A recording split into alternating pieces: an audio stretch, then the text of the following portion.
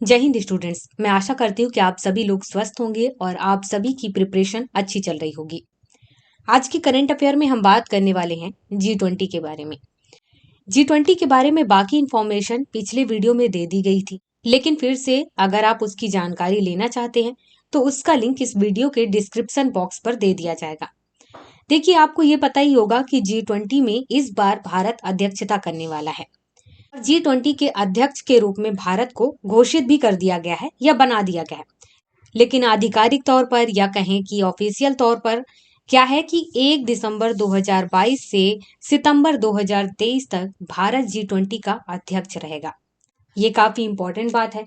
अब इसके बाद दिसंबर 2022 से सितंबर 2023 तक जब अध्यक्षता करेगा तो कई मीटिंग भी होंगी। अब मीटिंग के लिए क्या किया गया है कि भारत के 50 शहरों को चुना गया है और वहां पर 200 मीटिंग होंगी।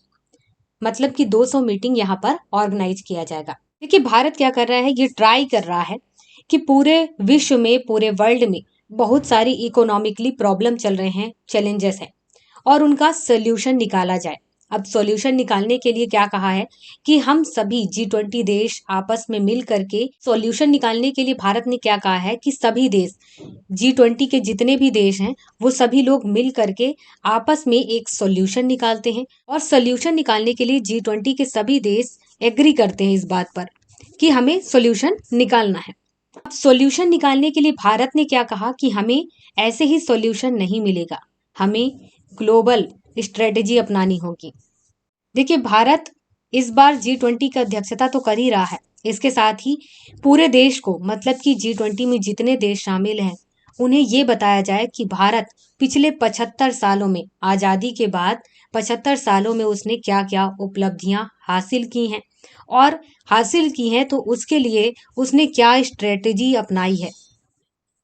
जब ये बात हम पूरे देश को बताएंगे तो यहाँ पर क्या होगा, सभी देश जानेंगे, जो देश गरीब हैं या जिनको जरूरत है इस स्ट्रेटेजी की, तो वो लोग भी इस स्ट्रेटेजी को अपनाएंगे।